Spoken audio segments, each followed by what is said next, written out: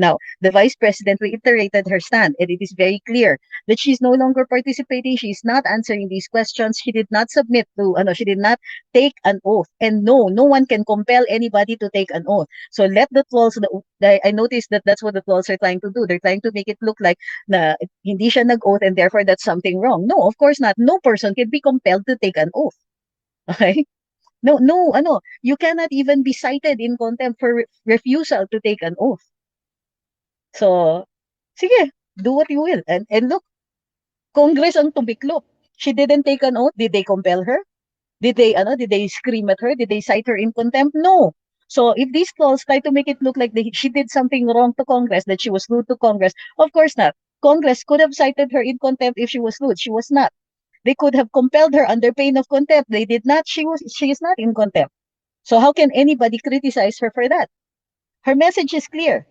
She's going to push back, but she will not also allow herself to be subjected to the shaming, to the accusations, to the baseless accusations and so on that the House is trying to do to her in aid of their political activities, in aid of politicking.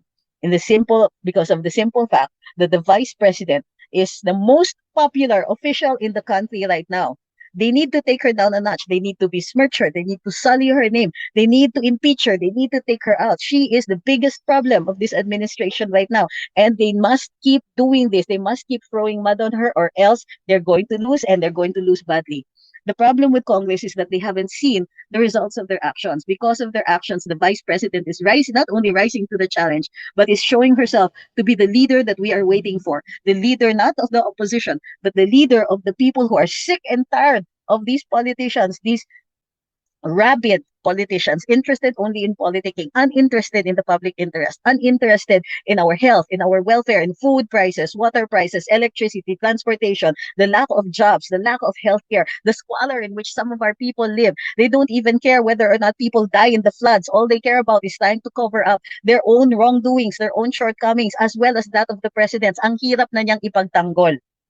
And yet they're still trying to do all these things. This is what they're doing now. Instead of doing what they had sworn themselves to do and to hold up the public interest, they are up here holding up the interests of only one family who just so happen to hold the reins of power. VP Inday looks better, stronger, more leader-like. No, not a single weak bone in her body. She may be under attack, but she's looking better and stronger than ever. Take that, Congress. And all of this is biting you back in the ass.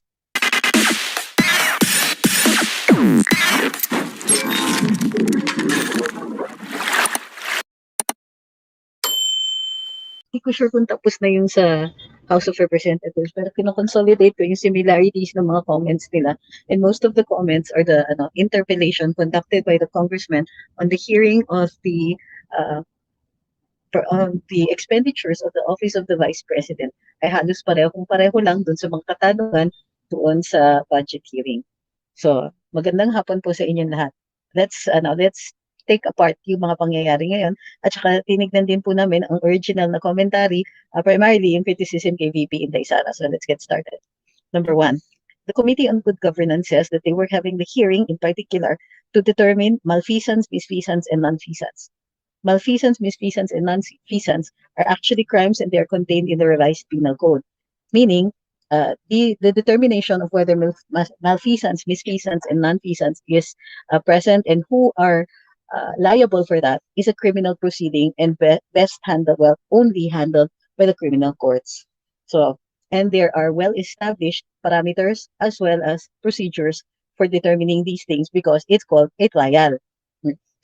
It is unusual, pero ngayon lang po natin napansin that the Committee on Good Governance of the House of Representatives pala is overstepping its bounds in the separation of powers because they are conducting a pseudo hearing. If it is indeed true that the committee determines the malfeasance, misfeasance, or nonfeasance. These are, as correctly asserted by the Vice President, best handled by the courts. That was point number one. Point number two was whether or not the Vice President is a witness, and whether or not it is an issue for her to be taking an oath. What is the difference between a resource person and a witness? A resource person speaks on the basis of professional knowledge, for example, a knowledge of the rules, a specified knowledge, let's say in the field of biology, in procedural matters, and so on. Witness, as defined by the rules of court, is a person who, using their senses, appreciates or has perceived a particular event, particular person, and so on. So an oath is taken by a witness because he or she is relied on by the courts, or in this case, by the legislative proceedings, to tell the truth and nothing but the truth. Okay?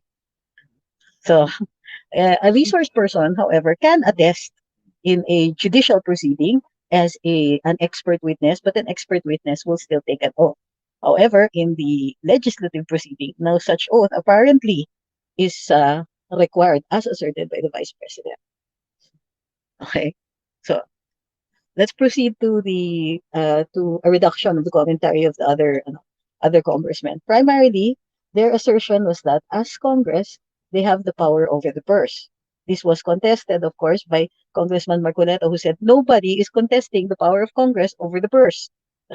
And as a matter of fact, its repeated assertions is actually irrelevant to the proceedings.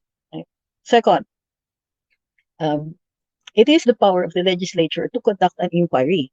But as the Supreme Court apparently, cited by the, uh, I think it was Gloria Arroyo, who asserted that the Supreme Court has said that there must be some kind of contemplation of legislation.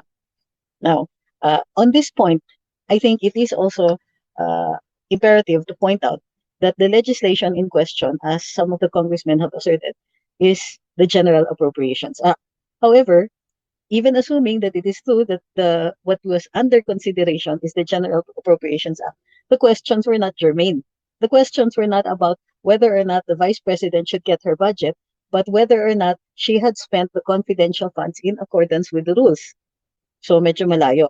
Again, um, it appears that there is some ground for the Vice President to assert that there is no point in her answering questions if it is not going to pertain directly to the budget that she had proposed. Furthermore, she no longer is interested, or she is no longer defending that budget, and therefore the repeated questioning is simply an act of harassment and intended for political ends rather than any legislative duty or obligation on the part of the House. Pero bago tayo magpatuloy, huwag pong kakalimutan, like, share, follow, and subscribe. We're live only on Facebook and on YouTube right now. Sabi ni Earl, sunog yung committee nila kay Kong Marcoleta. Very obvious na hindi in aid of legislation ang purpose nila, kundi sirain lang si VP habang maaga pa nagkamali sila. I agree. Okay, there are other matters. For example, I understand the Congresswoman, oops, forgot her name, asked about the speed or the fact that the Vice President had spent certain funds in the space of 11 or 75 days. That fact is still contested. Be that as it may, the Commission on Audit said that the speed is not a matter that they take into consideration as long as it was spent appropriately and for the purposes it was intended. Tablado. Okay. Another congressman inquired about whether or not confidential funds must be subjected to purchases made under the confidential funds must be subjected to a bidding process. And of course, the answer is no. Confidential nga eh. Ang bidding process, may posting, may publication, and so on, and therefore defeats the purpose of a confidential fund. Again, tablano na naman. Ni Pandalito, trigger point, nung tinanong ni Kong Marcoleta ang mga agencies tungkol sa ano yung ND, notice of disallowance nila. Guys naman, don't make me guess your abbreviations. Biglang nagwala ang tandang abante. Ang totoo, in aid of legislation nga ba o para sa impeachment ni VP? The Vice President asserts that is in aid of her impeachment, or at the very least, in aid of politicking for 2028. Okay, it is not clear for me if Marcoleta was removed from the committee or simply removed from the vice chairmanship. Can anybody confirm that his removal was from the committee itself? And ano yung claim nila for that? Normally kasi you're removed from a chairmanship because the composition of the House has changed. The percentages of the majority and minority, etc., have changed, and therefore the distribution of chairmanships will also change. Sabi ni Patato Tini, whether he denies it or not, it's apparent monitoring Congress's sparring with VP Sara. In his address to government workers today, he mentioned about transparency in the use of government funds. Yes, of course, he can no longer deny that. And well, not just monitoring, but I think that he has taken a side. When he talks about transparency, that is exactly what the congressmen were asserting in order for them to conduct a hearing in the interests now of transparency. But there is a purpose for confidential funds to be called confidential. There is little to no transparency in that because national security. Ay, sus. Ewan ko ba dito sa mga to. Kumbaga, they are stumbling over their logic. The very nature of confidential funds means it should not be opened up to the public. If the congressmen want to inquire into it, they were going to have to inquire into it in a legislative session. But of course, that defeats their political purposes.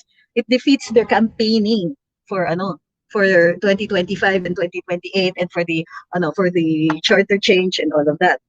So, kakaiba.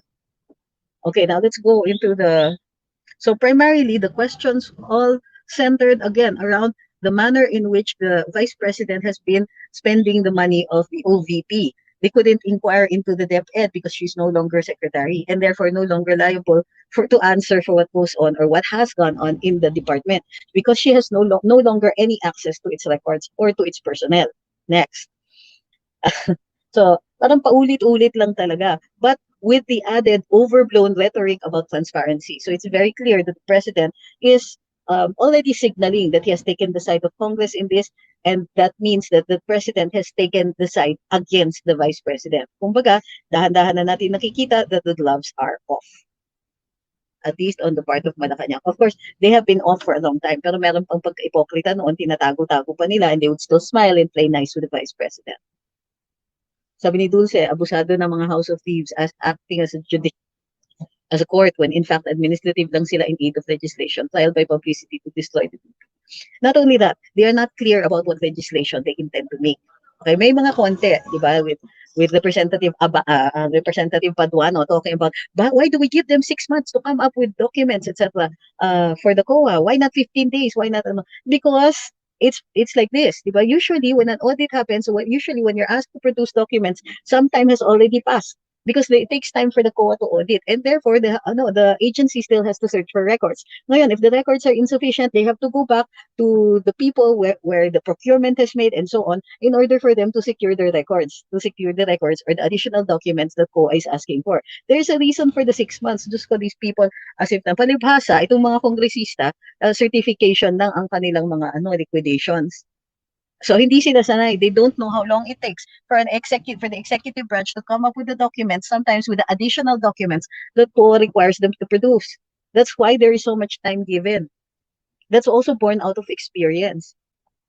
Sabi ni Ma'am Ana, hindi na na-address ang problema ng bayan, pinoproblema nila si President VP. So, Nel, Lucero, Ilagan says, pero wala pa pong final judgment sa COA. Correct.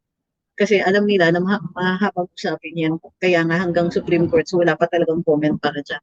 Well, yun nga, that was the other thing na paulit-ulit nilang tinatanong. They kept asking, oh, what about this? Di ba may notice of disallowance and so on? Eh, kailan ba magiging final? Inaapuro nila yung finality nito. So they were even saying na, final yan sa inyo, di ba? Di ba, wala na silang na-produce? Meron pa palang 6 months to produce, kaya naiinis sila. Because hindi pa nga final and they were looking for a way to make it look like it's final or that even if the vice president appeals the decision, that the decision will lose. Eh kaso hindi nga there is not enough for them to go on. It was a fishing expedition. They were looking for evidence to fry the vice president. Kaya unahan sila. Sabi ni Dugong Marino, nagtanong si Abante, bakit si Leni Robredo walang confi fund but si VP Sara ay binigyan? Could it possibly be because they're two different people with two different perspectives as well as different programs for government? Sus pareho, hindi naman sila pareho ng puntirya o ng activities. Furthermore, at the time, Vice President Leni Robredo had no interest whatsoever in protecting students from the clutches of recruiters for the NPA. So, color, that's not even rocket science. Sabi ni Francis, sa mga nanonood dito, wag yun na iboto ang mga congressman sa distrito ninyo. Guru, yes, that's good advice. Maria Paz de los Santos says, will VP statement be included in the record of the hearing since she did not take her oath? Well, yes, everything, even the good mornings are on the record. But it is not an attestation. It is not testimony. She made a declaration that she did not make that declaration under oath because she was not testifying. She was making an assertion. She was making a statement, a political statement. Sabi ni, don't be an obedient, removed from the position, pero kinontest niya yung sa membership niya, pero sabi ng chair, appointed daw siya position. Therefore, nung inalis siya, hindi na din daw siya member. No, that's not true. Again, it is not automatic. Kasi your membership is a matter of choice and you are removed from your membership by vote of the committee. Kung di po ako nagkakamali ha, pero kasi ganun noon. Sabi ni Mami, dati ang style nagpapakalat ng comics and iskandalo sa Sokmed ginagawa ng mga losers. Now, let's tackle the criticism of the Vice President. Merong nagpapakalat ng fake news na nag-walk out si Vice President. That is not true. And you have to watch out for the calls. Every time they say walk out, you will have to make an assertion. Tablahin natin and say, no, she did not walk out. She asked permission from the chair because she was not going to be asked any questions anyways, and she did not take her oath. And so, she asked permission to leave and the permission was granted. There was no walkout. There was no disrespect. Sabi ni Ma'am Joan, Abante wears a very big cross on his chest. Yun pala pastor ng Baptist Church. Pero napaka-arrogante at judgmental and a huge insult to a very conservative and Bible-based church for their kindness. The leadership of House Speaker Martin Romualdez is committed to attacking and dismantling the Vice President. Sabi ni President Bangag, nakakapagtaka bakit sa daming tira ng mga aso ni Tamba kay VP Inday, itong si Bangag ay tahimik lang. Tinitira ng, hindi siya tahimik kasi he talked about transparency. Ano lang siya, takot lang siya, siya, conservative siya. Sabi ni Amor, okay lang yon kahit ma-remove si Kong Marcoleta kasi magsisenador na po si Kong at ipapanalo po nating mga solid Duterte. Ang problema kasi dyan is that he is the primary defender, along with the Representative Gloria Arroyo, the primary defenders of VP Inday in these committees. Removing him removes a very strong voice of dissent. That is the damage that the House is trying to inflict. Not on Kong Marcoleta, but on VP Sara. With Kong Marcoleta, will survive that. Ganun naman yun eh. Magaling yun eh. So, it's VP Sara. Yes, Ronald, right ka. Marinini, Mari says, buti pa ordinaryong mangingisda, alam kung anong confidential funds, pero mga honorables daw, busisi ng busisi, di alam kung anong CF. Kunwari pa gusto rin nilang magka-CF. Amheng E. Bruno says, tinanong ni Kong Marcoleta kung lahat ba may confidential funds na na-issuehan ng disallowance. Ay, bakit si VP Sara lang inimbitahan ng Congress? Which is an excellent point. Diba? He's showing them that they are singling her out and bolstering her assertion that this is in aid of impeachment or in aid of her defeat at the next presidential elections. Dex says, kailangan po nilang manumpa si Sara para magamit nilang ebidensya ang mga maling nasasabi niya. Without being sworn, hindi magagamit sa court yun, kaya nanlumo na naman ng mga kongresista. That's not true. Mali po yan. Magagamit pa rin yan. But because she had spoken, because she will be speaking on the record. Although, yung pag under oath, hindi nila mahahabol yan ng perjury. Hindi po ganun yun. You can use the person's words against them. Of course you can. It's a way of impeaching a witness. Pero it doesn't necessarily mean that, what it means is that you cannot file perjury charges. Sabi ni Riig Alcantara, dapat magkaroon ng batas, bawal ang certification ng sa lahat ng agency ng government. Okay, please stop asking about intervention on the part of the judiciary, whether Supreme Court or any of the courts. Courts do not intervene. I will repeat, the courts do not intervene.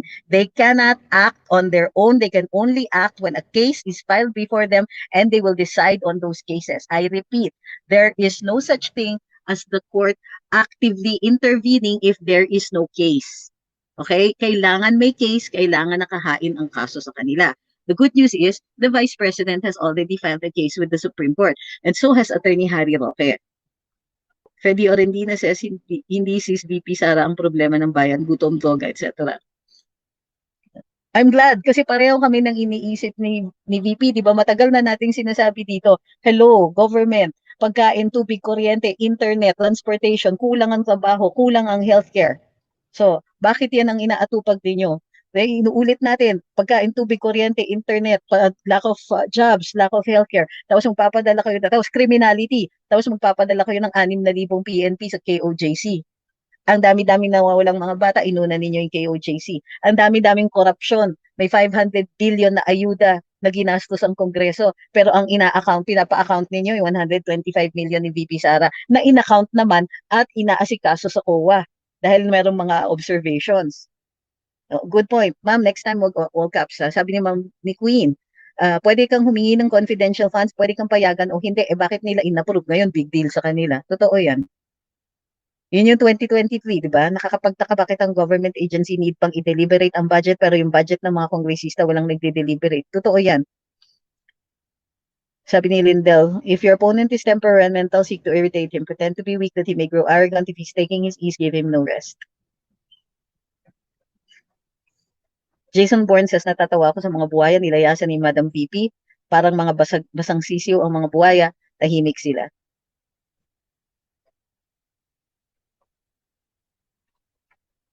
Silly question gets stupid answer, no comparison. Lugaw can't hold a candle kay Inday Sara. That's true. And Inday Sara speaks 3 languages. And she's good in all of them. Dolly says, after magkasagutan si Kong Marcoleta at Abante, sinugod siya ni Paduano. Nag-iisa si Kong Marcoleta, pinagtulungan nila. Yeah, but all of them still no match to Kong Marcoleta. Kaya nila pinagtutulungan kasi hindi nila kaya isa-isa yung mga argumento ni Sir Dante. Appointed daw po si Marcoleta as vice chair. Kinontest po niya yung membership. Sabi ng chair, nung inalis daw siya as vice, hindi na din po siya member kasi. Again, can I please ask for the link? Salute to VP Inday, tapang niya. Correct. O, ni walang isang follower dito nagpadala ng link. Renato says, sa pool kaagad ni VP ang 3 chair ng Kongreso sa unang sargo, 2 sargo sa pool uli. Sa problema ng bayan, lumayas na wala silang na-impeach. Reynald says, si Abante naman po ay after lang naman na sa inuutos sa kanila ng na administrasyon na pabagsakin ng mga Duterte at di na mahalaga sa kanya ang na alagad siya ng simbahan ng sektong kinabibili lang niya. John Angelo says, si Chua attorney ang argument ni Marcoleta, hindi porket natanggal siya as vice chair, automatic na pati sa membership. Ang argument naman ni Chua, hindi naman daw siya appointed as member, kundi as vice chair. Pwede ka ba naman chair na hindi ka member? Ay sus. Parang, ngayon na ako narinig na vice chairman ka pero hindi ka member. Di dapat na nang ipagtanggol ni si VP dahil hindi ko magets. Nasa hearing po kanina sa House when Marcoleta turned to interpellate. Marcoleta suggested na ipatawag lahat na may notice of disallowance. Then Mr. Chair said hindi siya pwede mag-suggest kasi hindi siya member ng committee. Tinanggal din siya as vice chair. Okay, guys, you keep explaining to me what's happening and not a single one of you are giving me a link or a timestamp. Reaction ni Kimbo tuwing tatanungin siya ng mga kasama sa Congress, parang malapit na siya yung matay. Chua, ayan, si Ma'am Larissa ang nagbigay. 3 hours, 39 minutes, HORYT. Under Section 28 of the House Rules, that removal as Vice Chair membership ni Cha. Titignan natin yung House Rules now. Mas maganda yan. That's why I'm asking for a timestamp. Titignan ko kung ano exactly yung sinabi. Uy! Guys, look at this one. Lily Petals Bishop says, shut up, nget pa. Ma'am, are you speaking before a mirror? Because I don't see who you are referring to. And you can't do things like that. Come in here and then call people ugly. Ikaw naman dyan yung ugly na nga yung ugali. Tapos, wala ka pang argumento. You have no contribution to the discussion here. Whereas people on this news, on the comments feed, all have intelligent discourse, are all participating in intelligent discourse. So your incapability to say anything intelligent or even factual or even nice indicates that you are, how do you call this? You're barely human. Rochelle says, sinabi po ni Abante, wala daw confidential fund si Lenny, si BP Sara daw walang confidential fund dapat. Mabuti pa daw si BBM kasi nabigyan pa daw siya confidential fund na hindi naman pala required. Ito yung nakakatawa. Ano ba yan? Anong klaseng logic yan? Binigyan si Lenny, therefore, hindi binigyan si Lenny, therefore hindi bibigyan si Itay Sara. Bakit? Pareho ba sila ng programa? Pareho ba sila ng puntirya? Pareho ba sila ng plataforma nung tumakbo sila? Di ba? Hindi. So, iba-iba yung mga programa, kaya nga iba-iba din yung mga proposals nila for budget. But here are the clear things. Number one, the committee attempted to make an investigation into whether or not malfeasance, nonfeasance, or misfeasance has happened or has been committed. They cannot do this, as correctly pointed out by the Vice President, because these are criminal cases and can only be addressed by the courts. Further than that, Representative Marcoleta pointed out that if they want to investigate whether or not such acts have been committed, in order for them to make a review of the law, then they must define the parameters of that investigation, the way it is done in criminal proceedings. In other words, kung ini-insist ng Kongreso na mag-iimbestiga sila ng what are clearly criminal acts, then they must also be limited by the manner in which criminal acts are investigated and tried. Furthermore, it was clear also from the questioning that COA stands on their own assessments and other assessments, such as the speed in which the funds have been spent, and whether or not bidding has been conducted, are not on the table. These were never considerations of COA because they do not violate the COA regulations or the liquidation requirements of the Office of the Vice President pagdating dun sa confidential funds.